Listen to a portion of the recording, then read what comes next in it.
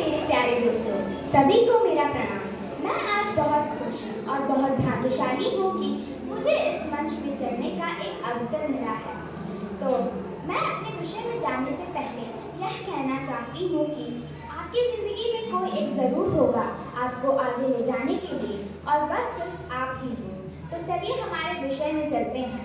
तो मेरा विषय है प्रकृति हमारी माँ है, और यह संदेश बहुत ज़्यादा सही है, क्योंकि क्या आप आपके माँ के बिना रह सकते हैं? नहीं, ये तो कभी नहीं हो सकता है।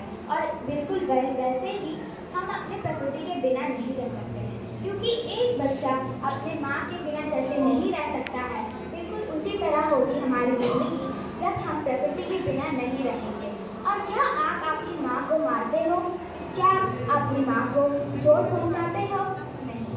हाँ, बिल्कुल उसी तरह ही हमें अपनी प्रकृति को भी कभी चोट नहीं पहुँचाना चाहिए, क्योंकि प्रकृति भी हमारी माँ है। और जो अभी हम प्रदूषण जैसी चीज़ें करते हैं, उससे हमारी प्रकृति को बहुत ज़्यादा चोट पहुँचा देते हैं। जैसे हम अपनी माँ को अगर मारते हैं तो उन्हें भी बहुत दुख तो होगा ही ना। उसी तरह होगा जब हम अपने प्रकृति को भी प्रदूषित कर देंगे।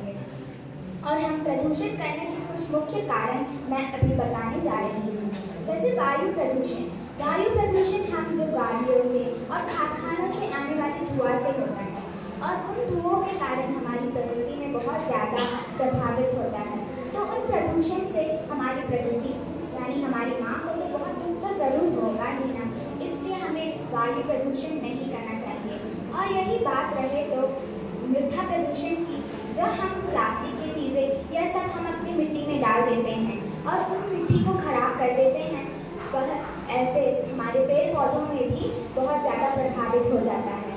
और उन पेड़ पौधों की जिन्हें बनाई हुई चीज़ें हम खाते हैं, जैसे फल फूल, ऐसी चीज़ें जब हम खाते हैं तो वह हमें प्रभावित होता है, और इससे भी हम अपनी प्रकृति को बहुत बुरी तरह से प्रभावित कर देते हैं।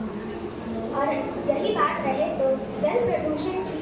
जल प्रदूषण हम बड़ी अच्छी तरीके से घूमने सब चले जाते हैं, पर जो हम खाना खाते हैं, ऐसी चीज़ें जो प्लास्टिक की चीज़ों में मिलता है, वह हम नदियों तालाबों में छोड़ देते हैं, और वो उन्हें बहुत बुरी तरह से प्रभावित कर देता है।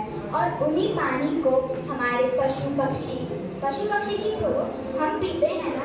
तो हम अगर आप अभी आप सोचो कि आपकी माँ, अगर आप मर जाएंगे तो आपकी माँ को तो बहुत ज़्यादा दुख होगा ही। वैसे ही प्रकृति की माँ ही तो है पक्षियाँ और हम सब। और अब अगर हम उन गंदे पानी को पी लेंगे तो हम तो मर ही जाएंगे ना। इसलिए हमारी प्रकृति को वैसे भी तो बहुत दुख होगा ही। इसलिए हमें हमारी प्रकृति को कभी भी नाश नहीं पहुँचाना होगा, क्योंकि वो हमारी माँ है। इसलिए हमें हर एक दिन, हम अपने जन्मदिन में बहुत अच्छी तरीके से पार्टी सब बनाते हैं, चॉकलेट्स बांटते हैं, पर इन सभी को छोड़कर हमें हमारे एक जन्मदिन में ही तो हमें एक पेड़ लगाना चाहिए, क्योंकि एक पेड़ लगाने से हम अपने प्रकृति को बचा सकते हैं। इसलिए कहते हैं कि प्रकृति हमारी माँ है, तो उन्हें हमें चोट नहीं पहुँचाएंगे। और प्रकृति को संरक्षित करने के लिए हमें प्लास्टिक की चीज़ों का उपयोग बहुत कम करना होगा। इसलिए कहते हैं कि हमें हमारी प्रकृति को कभी भी चोट नहीं पहुंचाना चाहिए। और मैं अपना भाषण यहाँ पे रोकती हूँ, पर रोकने से पहले मैं यह कहना चाहती हूँ कि इंतज़ार करने वालों को उतना ही मिलता है जितना कोशिश करने वाले छोड़ देते हैं।